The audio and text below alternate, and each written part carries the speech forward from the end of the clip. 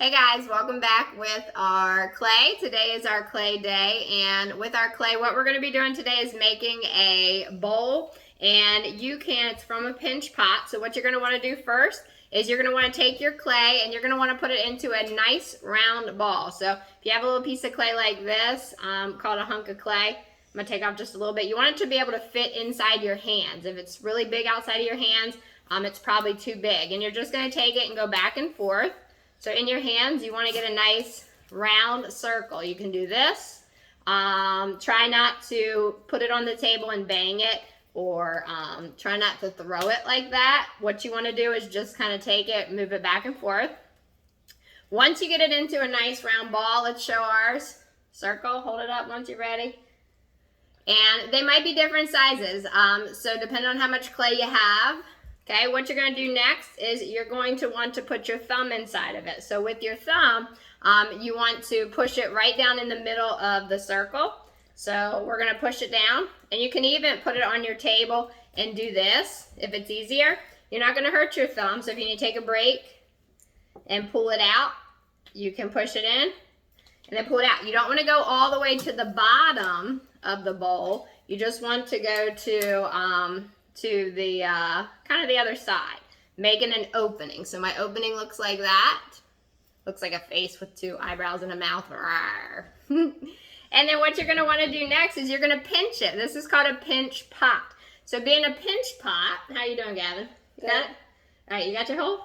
You can keep that one off. What to call it a pinch pot, you're going to pinch the sides. So what I'm going to do is I'm going to take this bowl and I'll hold it this way. I'll hold the bottom here so you can see it, and you're just going to pinch the sides. So put your thumb in and then pinch the sides to open up the hole in the inside. So you can leave it on your table like that and just pinch it and turn it. Okay? So we're going to pinch it and turn it. So what we're doing is making this hole or this opening bigger, and we can put it on our table and pinch it and turn it this way. So if it's easier, whatever is easier for you as you're working. If it's easier to hold it in your hands. And the more the clay, or the more you kind of play with it, the drier the clay gets and the harder it gets. So this is an air dry earthenware clay. And you may have a popsicle or a little plastic knife for cutting and using as a clay tool, or you may have real clay tools.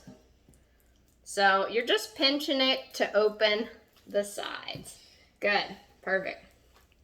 And you want to try to get as big as an opening as you can. So everybody's size will be a little different, but once you're happy with the size of the bowl, I'm going to turn it upside down now, and I'm just going to kind of move it this way just to kind of flatten and smooth, and I'm taking my fingers and just moving it. And the clay, boys and girls, is very forgiving. If you accidentally tear a piece off, break a piece off, it will kind of mend back together.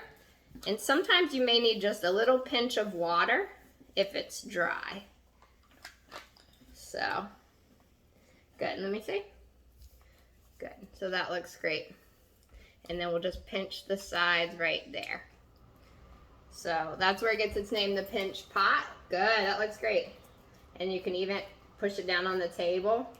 And you can do lots of different things with these. Maybe you use it as a coin dish. Maybe you want to use it to, if it's big enough to put your keys in, maybe it's candy. I just wouldn't drink out of it. Somebody said before, a cereal bowl. I would not turn it into a cereal bowl because we're going to paint it and you don't want to put milk inside of it. Ugh, gross. Might change the color of your milk. And then once you're happy with the size of your bowl, you're going to do, or you're going to roll what are called coils. And I've already rolled. If you want to change the shape of it, maybe you don't want it to be round.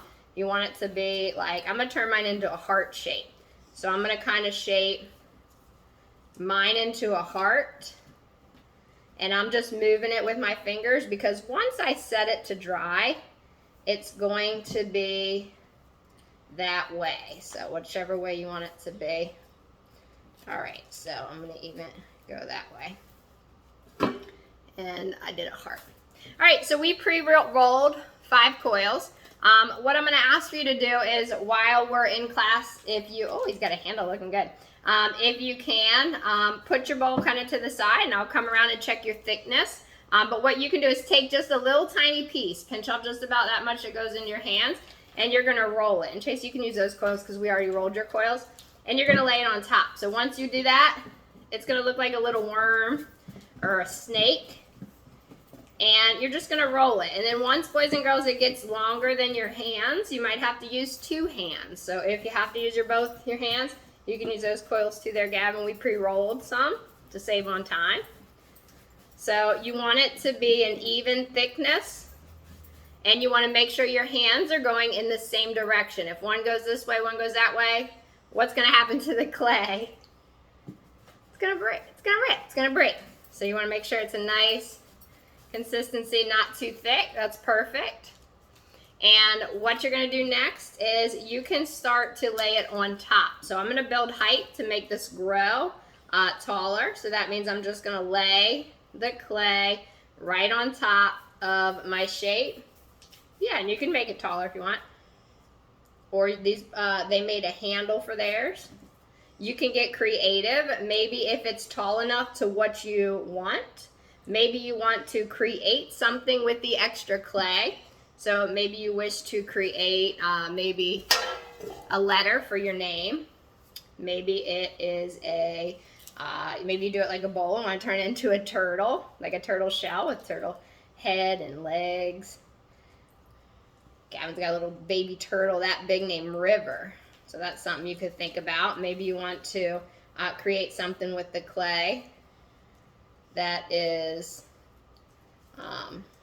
you know, special to you. All right, so I'm building just a little bit of height here. And if you want a handle, I wasn't going to do a handle. They did a handle here, so you can do a handle. Perfect. And I'm going to keep going with my height.